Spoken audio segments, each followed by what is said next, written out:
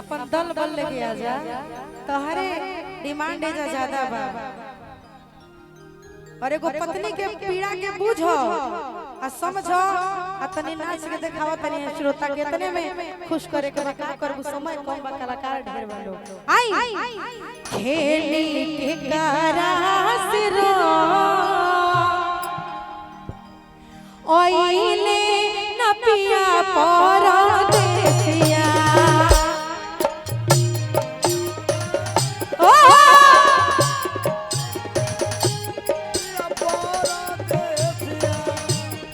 बार बार प्रशासन के लोगों भैया आप सबसे अनुरोध है कि जनता को इस गैलरी से मत आने दीजिए प्लीज। प्रशासन के सभी हमारे बड़े भाइयों से अनुरोध है कि इस गैलरी से जनता को मत आने दीजिए, एकदम मेन गेट पे आप लोग खड़े रहिए। बोलिए एंट्री इधर से, जो भी बाइक लगवाया है बाइक को हटवा दीजिए फील्ड से। ये बाइक लगाने का जगह थोड़ी है, ये खड़ा होकर देखने का जगह है। सारा बाइक हटवा दीजिए, सारा बाइक हटवा दीजिए इस फील्ड से। बड़े भैया गार्जियन चुन्नू भैया से आग्रह करेंगे थोड़ा सा मंच पे आ जाइए, भैया का सम्मान हो जाए। और संगीता आंटी का भी आगमन हुआ है, आपका भी स्वागत प्रणाम अभिनंदन। दोनों क्षेत्रीय गार्जियन को मंच पे लेके आइए।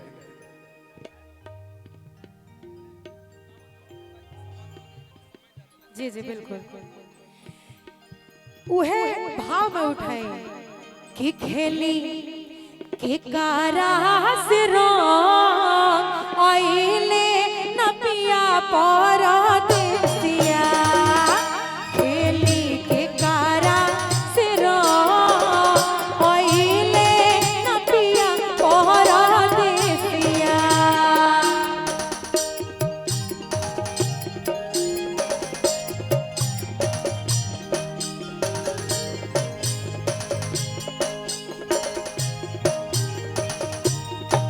खेली के कारास रो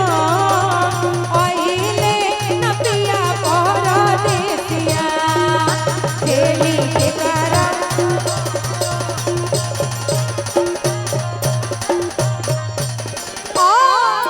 इसमें कुछ ऐसे भाई हैं जिनकी पत्नी उनको देख के बड़ी खुश है, लेकिन कुछ की पत्नी इतना गुस्सा है ना कि अपने गाने के भाव से कह रही है, ए राजा जी सुनी सब कर पलमुआ तो आई गईले घरे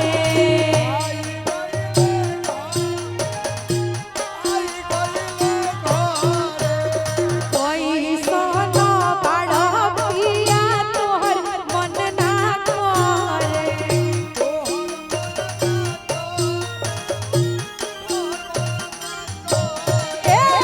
सब कर पलमुआ कोई सोना बड़ा पिया मन ना करे ओ बोई है सोच बठेला कपार हो आहा सुशील भैया मर्द हवे ओ बोई है सोच बठेला कपार ओइले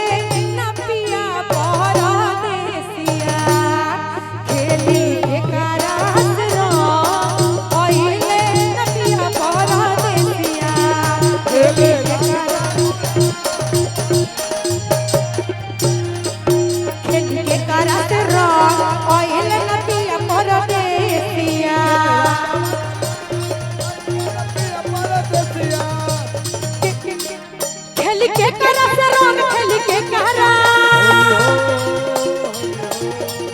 खेल के करा से रंग खेल के करा से रंग ओइल न पिया परदेसिया खेल के करा से रंग ओइल न पिया परदेसिया और हमरो बोलो मुआ तो बहुत सतावे दिलवा के बात समझ नहीं पावे हमरो बोलो मुआ तो बहुत सतावे दिलवा के बात उ समझ नहीं पावे इहे सोच सोच दिल का पार हो इहे सोच सोच दिल का पार हो इहे सोच सोच दिल का पार ओइल नबिया परदेसिया खेली के करत रो ओइल नबिया परदेसिया खेली के करत रो ओइल नबिया परदेसिया खेली के करत रो ओइल नबिया परदेसिया खेली के करत रो ओइल नबिया परदेसिया खेली के करत रो ओइल नबिया परदेसिया खेली के करत रो ओइल नबिया परदेसिया की खेली अरे ताहरा से रो कि बाहर बाड़े पिया परदेसिया। अच्छा मान लो जेकर राजा जी बाहर बड़े उ देवरे से होली खेली और आई बड़ी हिट पे रहे एगो गाना एगो पत्नी तक कहते बड़ी लेकिन आजकल देवरो कम उत्पात नहीं खेलो मचवले ठीक लागता तो तनी ताली बाजे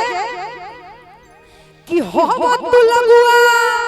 ये देवर स्पेशल गाना है कितने लोग देवर है मेरे थोड़ा हाथ उठाइए देवर देवर ए बुढ़ऊ लोग हाथ ना उठाई देवर लोग उठाते उठाओ मर्द हवा लो त तनी हाथवा उठावा जे मर्द बे में तनी अपना जिला के नाम रोशन कर लो देखो प्रीति तुम्हारे देवर और इनको देखो तो एक बात जरूर बोलो इनसे बैठो इनसे कहना जरूरी है नहीं कहोगे ना तो दिक्कत हो जाएगा समझो कि मैं तुम्हारा अवतार हूँ और ये लोग तुम्हारे देवर हैं कहना जरूरी है कुछ बातें नहीं कहने से ज्यादा बात बिगड़ जाती है तो कहो तेरे मेहरारू कि चढ़ल बा फगुआ अरे हो तू लगुआ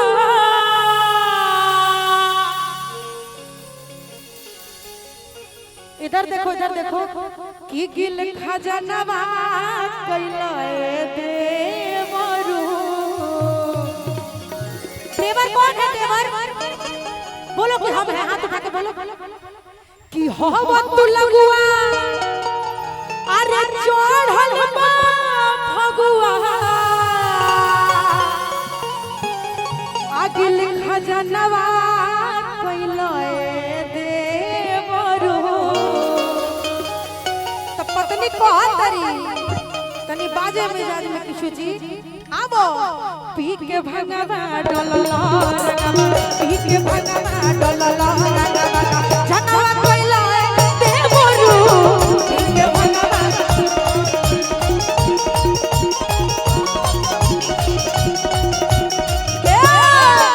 चढ़ल हम फगुआ हम तो लगुआ जनवा कोइला देवरू अरे क्या बात चढ़ल हम फगुआ अरे हो तू लगुआ कि लिखा जनवा कोइला देवरू लेकिन जब रौरा आइल बानी हल्का सा नाच देम तो बड़ी अच्छा रहे आई कौन कौन चाहता है कि हमारे विष्णु जी हल्का सा डांस करें तनी हाथ उठाओ मर्दे उठाओ हल्का सा डांस करके दिखा दीजिए आइए आइए पी के भंगवा डलला रंगवा पी के भंगवा डलला रंगवा जनवा कोइला देवरू ओहो गावा पी के भंगवा डलला रंगवा जनवा कोइला देवरू आराजिया ए हम हाय भौजी आ तू हमारे देवो कि परेशान बा कोइला देवरू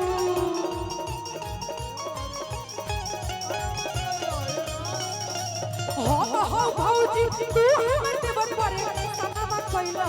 देवरू देखो देखो इधर देखो ऐसे घूमो प्रीति अब भाव में तनी हेने ध्यान देना तब बिसर जाए बहुत कुछ पीठ के भगवा डोलला पीठ के भगवा डोलला जन्म कैला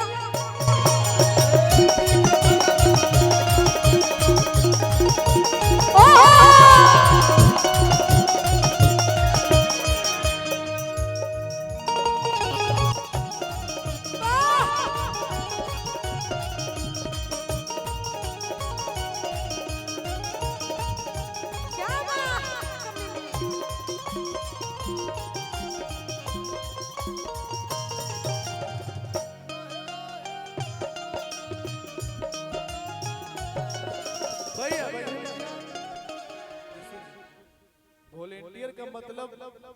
जिम्मेवारी